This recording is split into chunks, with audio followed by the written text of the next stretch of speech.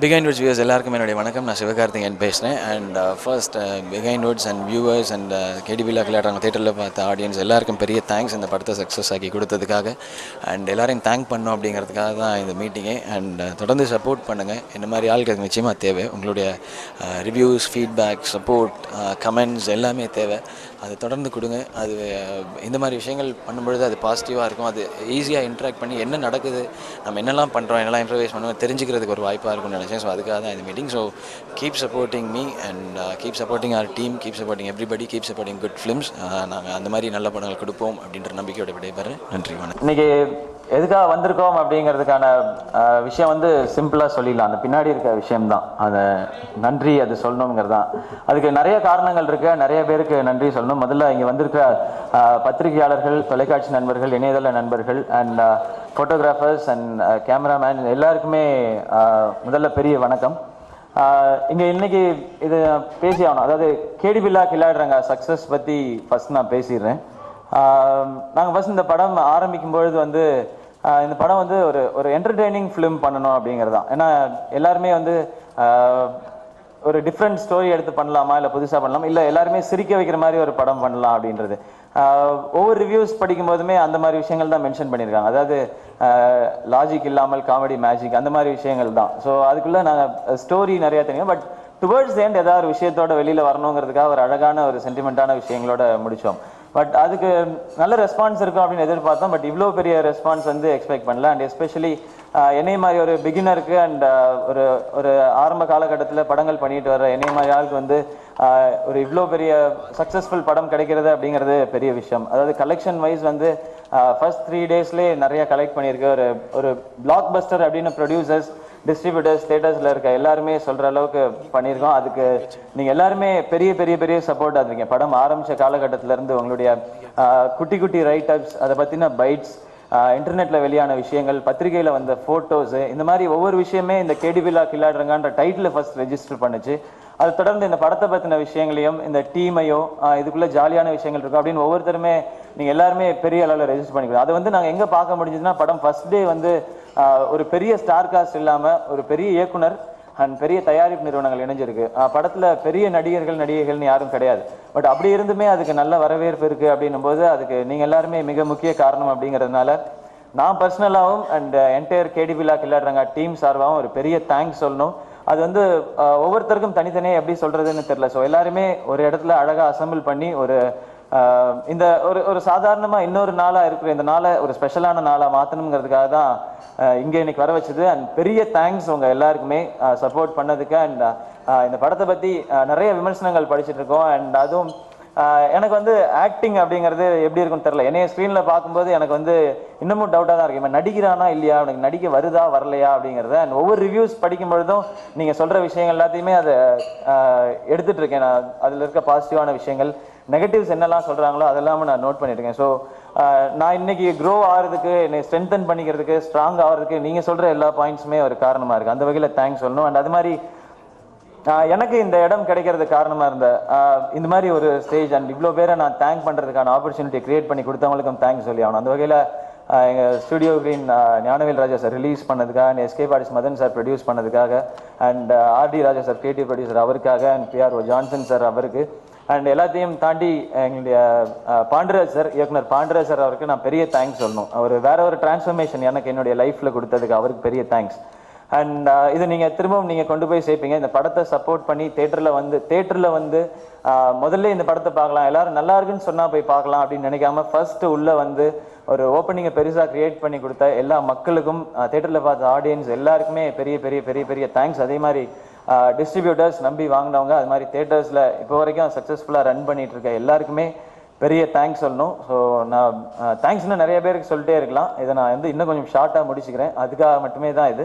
குருன்னு சொல்ல முடியாது, எல்லார்ட்டேருந்துமே நிறையா சுட்டிருக்கோம். ஆக்சுவலாக கவுண்டமணி சார் தான் சொல்லணும். அண்ட் கவுண்டமணி சார், அதுக்கப்புறம் விவேக் சார், வடிவேல் சார் வரைக்கும் எல்லார்ட்டேருந்துமே நிறையா டைலாக் சுடுறது உண்டு. குருன்னு சொல்ல முடியாது, எல்லாருமே ஒரு மானசீக குருன்னு வச்சுக்கலாமே. கவுண்டமணி சார் காமெடின்னு சொல்லிக்க விரும்பல. அண்ட் போட்டின்னு இப்போதைக்கு யாரும் இல்லை சொல்லிக்க முடியும். இப்போ தான் ஆரம்பிச்சிருக்கிறோம். போக போக பார்க்கலாம் யாராவது போட்டியாக வராங்களா. முதல்ல நம்மளை யாராவது போட்டியாக நினைக்கணும். நான் மட்டும் நினச்சா பார்த்தாது. இவரா சொல்லிக்குவாருப்பா, நம்ம சொல்லணுமா இல்லையா அப்படின்னு சொல்லி. ஸோ இப்போ வரைக்கும் யாரும் இல்லை. நீங்கள் யாராவது சொன்னீங்கன்னா அவரை போட்டியாக எடுத்துக்கிறேன். ஆமாம், என்கிட்ட தான் கேட்குறாங்க எல்லா ப்ரொடியூசர்ஸ், நீங்கள் யாரை சொல்கிறீங்களோ அவங்க தான் அடுத்து ஹீரோயின் சொல்லுங்க அப்படின்னு சொல்லி. ஸோ அவங்க பர்ஃபார்மன்ஸ் பார்த்து யார் அவங்க ஹீரோயின் அப்படின்னா ஓகே நம்ம கூட நடிப்போம். நம்ம யாரையும் சிபாரிசுலாம் பண்ணுறது இல்லை சார், நம்மளை தூக்கிடுவாங்க. அப்புறம் இப்போ நடிச்சிட்டு இருக்க படம் வந்து வருத்தப்படாத வாலிபர் சங்கம். எஸ்கே பாரிஸ் மதன் சார் ப்ரொடியூஸ் பண்ணுறாங்க.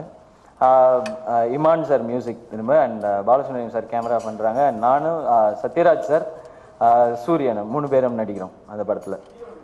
ஹீரோயின் ஸ்ரீதிவ்யான்னு தெலுங்குல இருந்து பஸ் ஸ்டாப்னு ஒரு படம் பண்ணாங்க தெலுங்குல, அவங்க தான் இந்த படத்தில் ஹீரோயினாக பண்ணுறாங்க, ஸ்ரீதிவ்யா.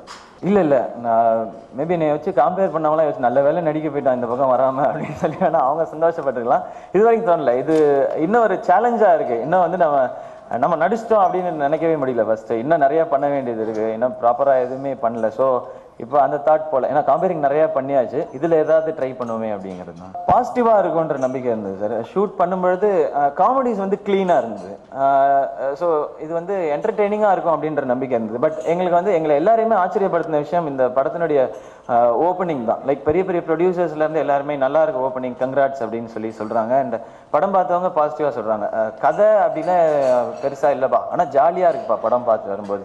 அண்ட் அதை ஆசைப்பட்டோம், அது கரெக்டாக இருந்தது அந்த வகையில். கம்பேர் பண்ணும்போது நர்வஸாக இருந்தது இல்லை, படபடப்பாக இருந்தது இல்லை. இப்போ படபடப்பாக இருக்குது, நர்வஸாக இருக்குது. ஃபஸ்ட் டைம் இந்த மாதிரி இவ்வளோ பேரை லைக் தமிழ் சினிமாவை மக்கள்கிட்ட கொண்டு போய் சேர்க்குற முக்கியமான எல்லாரையுமே ஒரு இடத்துல சந்திக்க நான் நினச்சி பார்த்ததே கிடையாது இந்த மாதிரி ஒரு விஷயத்த. ஸோ கொஞ்சம் நர்வஸாக தான் இருக்கேன் நான், அதனால தான் கொஞ்சம் தடுமாறுறாரு பேசுகிறதுலே. நயன்தாராவோட இல்லை, அவங்க டான்ஸ் ஆடுறத பார்த்தேன். அவங்க ஆடும்போது மட்டும் நான் இருக்க மாட்டேன் அந்த ஒரு நிமிஷம் சாங்கில். அந்த ஆப்பர்ச்சுனிட்டி மட்டும் தனுஷ் சார் தரல நமக்கு. நாங்கள் ஆடிக்கிறோம், நீங்கள் அப்படி நின்று வேடிக்கை பாருங்க அப்படின்னு சொல்லிட்டாங்க. நான் அந்த நல்லா வேடிக்கை பார்த்தேன், பக்கத்துலேயே பார்த்தேன் அவங்க ஆடுறது. எதிர்நீச்சலில் தனுஷ் சாரும் நயன்தாரா அவங்க வந்து ஒரு ஸ்பெஷல் அப்பியரன்ஸ் கொடுத்துருக்காங்க. இல்லை, இது நான் பர்சனலாக அவருக்கும் தேங்க் பண்ணணுன்றதுக்கா அவரை வச்சுக்கிட்டே தேங்க் பண்ணால் அது கரெக்டாக இருக்குமான்னு தெரில. அது வந்து அவன் சும்மா மேடைக்காக பேசுவான், வெளியே போய் திட்டுவேன் அப்படிம்பாரு சார். அதனால இது வந்து தெரிய வரும் இல்லையா, நான் அது மாதிரி அவர் தேங்க் பண்ணேன். நான் பர்சனலாக எல்லாரும் சார்பாகவும் சேர்ந்து நான் பர்சனலாக எல்லாரையுமே தேங்க் பண்ணணும் அப்படின்னு ஆசைப்பட்டேன். ஏன்னா பத்திரிகைகள் நம்ம வரணும், நம்ம பேர் வரணும் அப்படின்லாம் நிறைய ஆசைப்பட்டுருப்போம். டெலிவிஷனில் வரணும், பத்திரிகையில் வரணும். ஸோ ஒரு படம் பண்ணுறோம், நம்ம இதெல்லாம் வரும்பொழுது அது ஒவ்வொரு ரிவ்யூஸையுமே வாங்கி படிக்கிறது உண்டு. அதில் என்ன நம்மளை பற்றி சொல்லியிருக்காங்கன்றது ஒவ்வொரு இதில் ஒவ்வொரு மாதிரி இருக்கும். ஸோ இந்த மாதிரி எழுதும்போது அதை படிக்கும்பொழுது அது மக்கள்கிட்ட போய் அப்படி தான் அது ப்ரொஜெக்ட் ஆகுது. அது என்னையுமே பாதிக்குது. இந்த மாதிரி எழுதும்போது ஓகே இந்த இடம் நல்லா பண்ணியிருக்கேன்னா இதை நான் கான்ஃபிடென்ட்டாக பண்ணணும் அப்படிங்கிறது. பட் ஒவ்வொருத்தரையும் எப்படி இண்டிவிஜுவலாக தேங்க் பண்ணுறது அப்படிங்கிறது தெரில. ஸோ அதுக்காக தான் இது நான் தேங்க் பண்ணுவேன். ஏன்னா வந்து 1 year ஆச்சு சினிமாவுக்கு வந்து. அண்ட் உங்களுடைய சப்போர்ட் எதுவுமே இல்லை அப்படின்னா கஷ்டமாக இருந்திருக்கும். வந்து லைக் என்னை பற்றி எதுக்கு இவன் நடிக்கவே வந்திருக்க வேணாமே, இவன்லாம் எதுக்கு நடிக்க வந்தான் அப்படின்னு யாராவது ஒரு 4 பேர் எழுதியிருந்தா கூட திரும்ப அமைச்சிருப்பாங்கன்னு தான் நினைக்கிறேன். ஸோ அதெல்லாம் பண்ணாமல் இன்னும் பண்ணலாம், இன்னும் நல்லா பண்ணலாம் அப்படின்னு தட்டி கொடுத்ததுக்காக ஒரு பெரிய தேங்க்ஸ் சொல்லணும்னு ஆசைப்பட்டேன். அதுக்காக தான் இன்னைக்கு, அதனால தான் நான் மட்டும் வந்தேன். கேடி பில்லால் அது நிறையா இருக்குது. கேமரா ஓடிட்டு இருக்கும்போதே நடுவில் வந்த டைலாக்லாம் இருக்குது.